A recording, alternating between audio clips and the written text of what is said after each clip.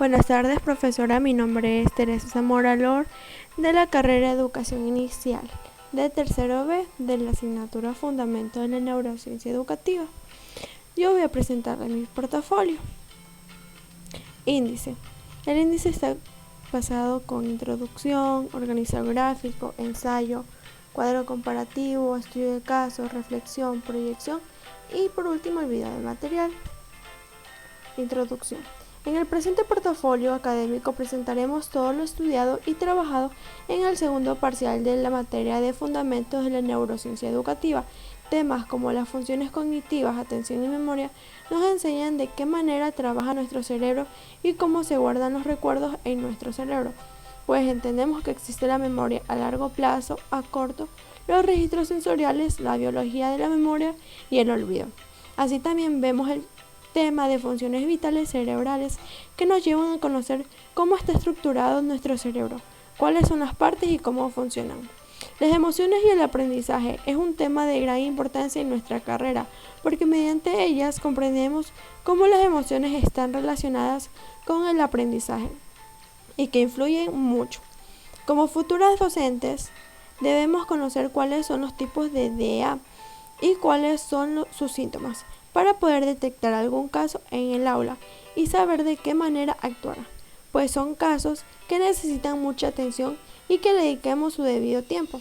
Y para concluir, tenemos un estudio de casos sobre TDAH, trastornos por déficit de atención y de hiperactividad, que se investigó a profundidad para conocer sus antecedentes y su situación actual, para así determinar de qué manera se pueden mejorar el problema, ya sea por medio de actividades o materiales para su mejor desarrollo. Organizador gráfico. Aquí tenemos dos temas, las funciones cerebrales vitales y las funciones cognitivas, que abarca atención y memoria. En las funciones cerebrales vitales podemos encontrar lo que es el cerebro.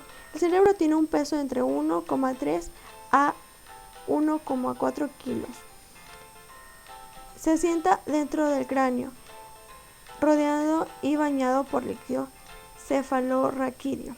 Las células cerebrales se las conoce como neuronas y son aproximadamente 100.000 millones.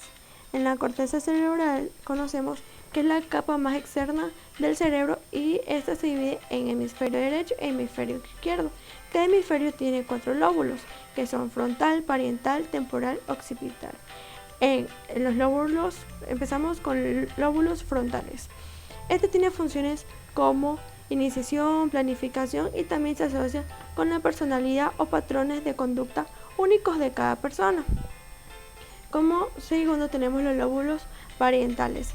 Estas contienen la corteza somatosensorial primaria y regionales multimodales que reciben informados del mismo cuerpo.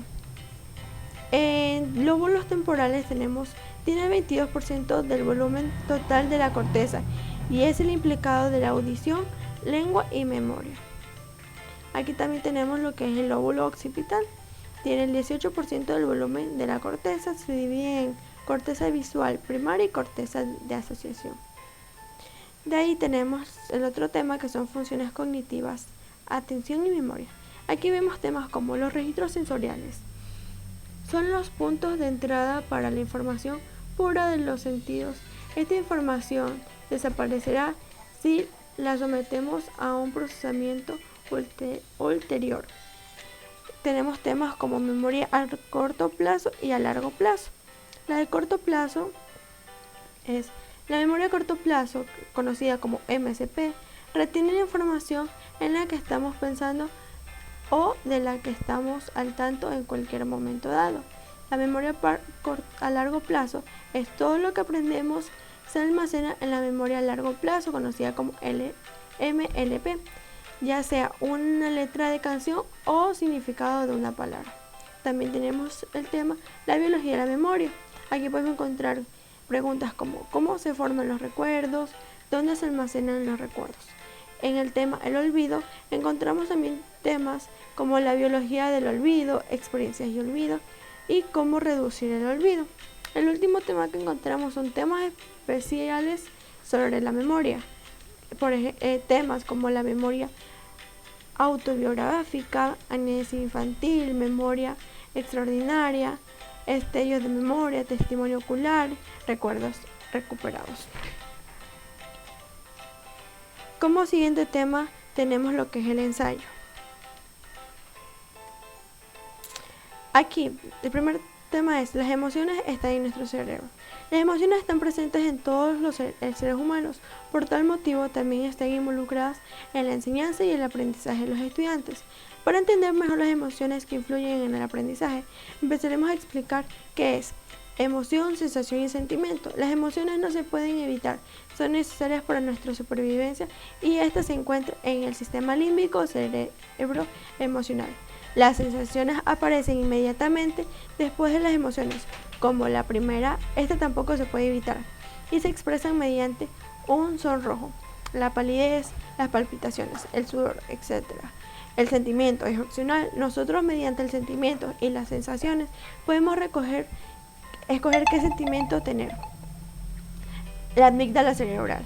La amígdala cerebral forma parte de nuestro llamado cerebro profundo. Es el centro de la memoria emocional y anatómicamente ya está desarrollada desde el nacimiento de una persona. Son una característica típica de los vertebrados. Se ubican en el profundo del lóbulo temporal y forman parte del sistema límbico. Neurotransmisores. Una sinapsis es un pequeño espacio de la unión entre dos neuronas o entre una neurona y un músculo. En 1921 se confirmó que las neuronas en realidad se comunican liberando ciertas sustancias químicas. Estos productos químicos se denominan neurotransmisores. El aprendizaje.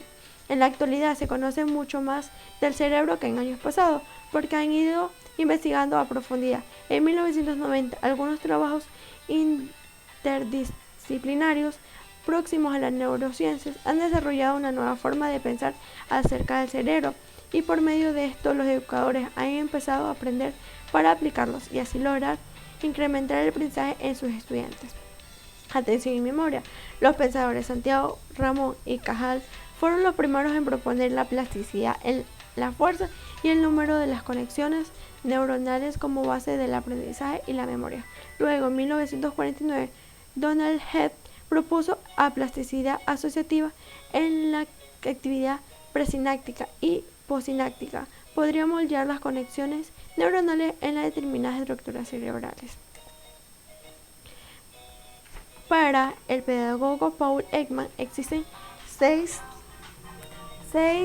emociones que son miedo, aversión, sorpresa, ira, felicidad y tristeza. Estas las podemos ver relacionadas o reflejadas en los niños y también las pudimos ver en la película Intensamente, que nos hizo ver la profesora para entender un poco más sobre el cerebro. Cuadro comparativo. Aquí vamos a hablar sobre los tipos de DEA. Existen diferentes tipos de DEA, como es la dislexia. ¿Qué es la dislexia? Es un trastorno específico del aprendizaje que se caracteriza por un deterioro en la capacidad de reconocer palabras, lectura lenta e insegura y escasa comprensión. Indicadores o síntomas: la lectura con errores y muy laboriosa, problemas de concentración en la lectura o escritura, dificultades para seguir instrucciones. También tenemos discalculia, que las discapacidades de aprendizaje específicas que afectan la capacidad de un niño para comprender, aprender y realizar operaciones matemáticas o basadas en números. Los síntomas: dificultades para aprender a contar, problemas asociativos con números, de escribir símbolos volteados. Tenemos otro tipo: disgrafia. Es un trastorno de la capacidad de escritura que se caracteriza por una serie de dificultades o incapacidades para componer textos escritos. Los síntomas podemos encontrar caligrafía con escasez, consistencia y extraña, problemas en las reglas ortográficas, puntuación errónea, errores gramaticales. En dispraxia, que es enfermedades psicomotriz que consiste en una falta de coordinación de los movimientos y que suele ir acompañada de otros trastornos verbales y cerebrales. Los síntomas: problemas para planificación y realización de tareas de motricidad fina, problemas para lanzar y atrapar pelota, tener problemas para hablar con claridad. El TDAH es una enfermedad crónica que afecta a millones de niños y suele durar hasta la edad adulta. El TDAH ocurre con más frecuencia en los hombres que en las mujeres y los comportamientos pueden ser diferentes en niños y las niñas. Indicadores o síntomas: dificultad para mantener la atención, hiperactividad y comportamiento impulsivo. El TEA es una enfermedad neurológica y del desarrollo que comienza en la niñez y dura toda la vida. Afecta la forma en que una persona se comporta, interactúa con los demás, se comunica y aprende. Indicadores o síntomas: menor contacto visual, falta de respuesta cuando lo llaman por su nombre, se vuelve introvertido o agresivo, pierden habilidades de lenguaje que habían adquirido, dificultades de aprendizaje. Algunos presentan signos de inteligencia inferior. Síndrome de Spencer, trastorno de comportamientos que afecta la capacidad de asociar y comunicarse correctamente, o trastorno del espectro autista, que suele ser menos grave. Aquí podemos tener síntomas como agresión, aislamiento social, comportamiento compulsivo, movimiento repetitivo, discapacidad de aprendizaje, sensibilidad al sonido. Como otro tema tenemos el estudio de caso. Aquí podemos ver los antecedentes y el diagnóstico. Antecedentes: Josué tiene 6 años, su nivel socioeconómico es medio y vive en una familia monoparental, en la cual el padre, desde que el niño estaba en el vientre de la madre, fue ausente. Actualmente reside en la ciudad de Montecristi, barrio de La Proaño. Su madre culminó en el colegio en el cantón Junín y el padre en la ciudad de Manta. Su mamá, la señora Fátima Moreira, trabaja como estilista en su casa y el papá, el señor Edgar López, labora como obrero. Josué ingresó a inicial a sus 4 años. En esos 2 años de inicial, él era un niño que le gustaba jugar mucho. En ocasiones no le hacía caso a la profesora, pero se creía que era algo normal por su edad, pero no lo fue. La mamá nos explicó que el niño tuvo problemas en el nacimiento por negligencia médica. El niño tomó líquido amniótico. Por tal motivo duró 4 días en incubador. En el primer año, la madre nota que el niño no realiza los balbuceos que debería hacer en su etapa y tampoco gatea correctamente. Al pasar los años, su desarrollo fue distinto, a diferencia de los otros niños de su edad. No duerme en la tarde, pero sí duerme en la noche y es muy hiperactivo. Quiere pasar jugando y se distrae mucho. El diagnóstico: cuando nació tomó líquido amniótico. En su primer año no hacía balbuceos, no gateaba y si lo intentaba fallaba. A sus 2 años de edad hacía las cosas a su manera sin hacer caso a los adultos. Tiene hiperactividad, tiene deficiencia de atención. Su dominio cerebral es el juego. Después de analizar todos estos síntomas o acciones realizadas por Josué, los profesionales nombrados anteriormente denominaron que él padecía TDAH. En este cuadro vamos a presentar temas como ideas generales a partir de los datos científicos, ideas sobre la atención, ideas sobre establecimientos de vínculos, ideas sobre la comunicación. Ideas generales a partir de datos científicos. Las conexiones cerebrales crecen a partir de experiencias. Cuando aprendemos algo y se forma una conexión neural, hacerlo otra vez, repetir la experiencia, practicar, intentar de nuevo, reforzar a través de la repetición. Contrastar la primera experiencia con otra experiencia que el niño ha tenido y que son muy distintas. Las redes neuronales del cerebro se fortalecen con el uso y debilitan con la inactividad. Ideas sobre la atención. Si queremos captar la atención del niño, lo hacemos que podemos hacer es dirigirnos a sus emociones. En este caso es de Josué. Cuando las vidas de los niños están llenas de felicidad, ilusión y alegría, los canales de aprendizaje se abren par en par. Cuando las vidas de los niños estén llenas de plantear oportunidades de aprendizaje que estimulen la curiosidad, planificar acontecimientos especiales que aporten ilusión al día. Ideas sobre establecimientos de vínculos. El mejor modo de afianzar el aprendizaje nuevo consiste en conectarlo con lo que el niño ya sabe. La relación de apego, un vínculo fuerte con lo menos una persona cariñosa, predecible, receptiva, es el factor más importante para desarrollar un cerebro saludable. Presentar la información de muchos modos y ayudar a crear conexiones con las experiencias previas, recordar, vincular explícitamente el aprendizaje nuevos con experiencias previas semejantes. Ideas sobre la comunicación. Hablar con los niños y relacionarse con ellos en entornos ricos en lenguaje de forma deliberada.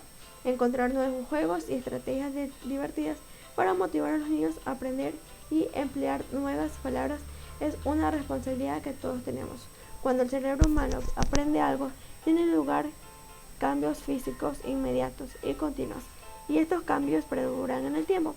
Una de las principales estrategias para afinar la habilidad cerebral para detectar diferencias en los sonidos consiste en realizar ejercicios prácticos en el ritmo. Reflexión.